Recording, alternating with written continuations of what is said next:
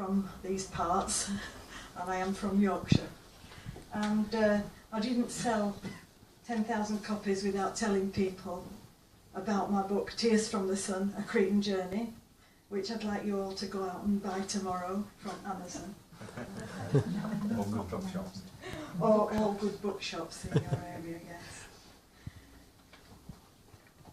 Right, being from Yorkshire, my first poem is inspired by the Mouse Man of Kilburn. Church Mouse. This man, who read the scriptures, wrapped his hand around his wood. His fingers felt its strength, its grain. His chisel found the mouse within. It made him smile. It made the angels sing. This pew, delivered by his hand, was placed beneath the Norman arch in open nave, forever set in rank and file, a zone now safely packed in coloured glass and stone. This tinted dust falls down in filtered rays on row of Robert Thomas pews.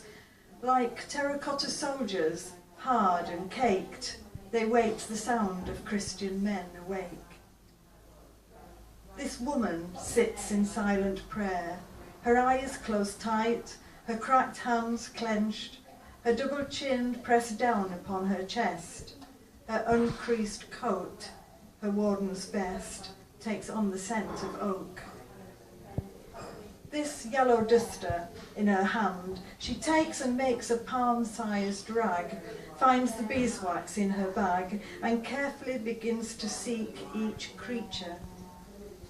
She rubs until she makes it squeak. This mouse darts through an age of psalms and hymns, across the pulpit, lectern, window trims, and those who want can understand its braille by feeling for it on the altar rail. I lived in Crete for 18 years in the mountains of Crete, and this is one of my poems from that time. It's called Peeling. Lulled by the rays of a September sun, in some sort of surreal out-of-body, I joined your paternal trestle to drink cold beer and set the world to rights. Your women were in and out of the kitchen with pots like handmaidens tottering about to your every whim. That is, until the potatoes arrived. 2 sacks, then you moved, eager to prove strength rather than help. But help it was, and like a slop of dead pig's innards, you spilled potatoes onto the grass, ready for your women's knives. I swapped sides to join 3 generations of peelers. Once of a day I wouldn't have wanted to be so cast, but there was a certain comfort in squatting knee to knee on the grass, engaged in the task of peeling. Besides, I didn't want the bloody work of butchering lamb or the sweat of heaving iron cauldrons and cylinder gas, and it made a change not to have to listen to your brash vulgarities. Peeling was such a sympathetic way to bring me closer to your family. It was almost worth the hand cramps to win approval, but in the end, it didn't win me over. Later, at the celebration, when you danced and sang and laughed with your brothers, I kept company with your mother, hating all that segregation.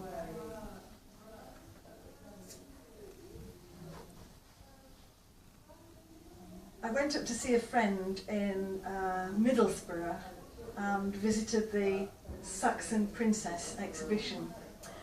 And that night I had a dream, and I'm sure I'm not the first person to have dreamt up a line or 2 of poetry, but this particular dream was in a sort of Viking language, and I wrote it down, and this is what happened. It's quite exciting because it's an exciting poem about the sound, because you're not going to understand the words at all, because it's nonsense really. Erik Sagen Thorsen Ragen. Inte Saxo Fragen Halten, Herbingerten Bolten Floggen, Erik Sagen, Thorsen, Ragen. Oberflugostrugen Smaken, Grugenberger Überraften, Erik Sagen, Thorsen, Ragen. Stielen Blago, Stielen Saten, Stielen Blago, Stielen Waten, Erik Sagen, Thorsen, Ragen. Inter Saxo Fragen halten, Herbingeten, Boten, Flogen, Erik Sagen, Thorsen, Ragen. Who understood it? I certainly said Eric Sykes. And finally, a bit of serious light, if you like. I've got to end on a sort of Yorkshire poem.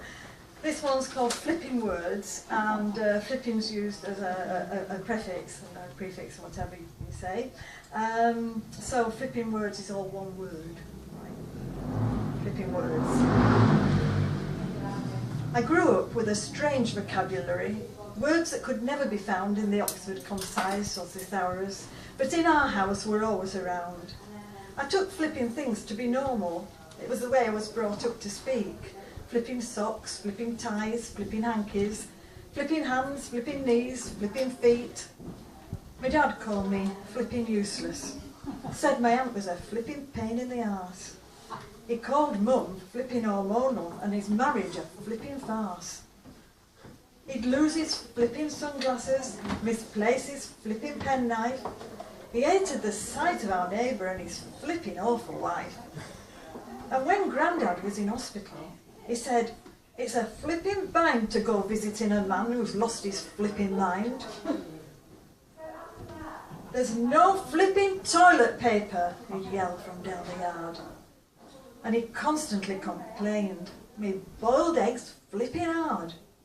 Mum finally cracked. "If you think that's flipping hard, feel this, it's flipping granite." And she threw him a face full of flipping iron that sank him like Titanic.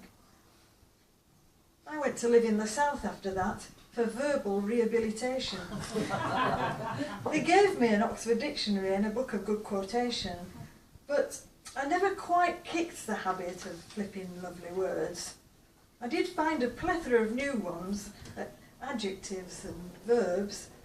I fraternised salubriously in sunny Beckenham, and on the way I netted me a flipping gorgeous man. Now I wear pink, pinstripes, kitten heels, eat Rogan gosh. Looks like a cure's in sight. Am I getting posh? No.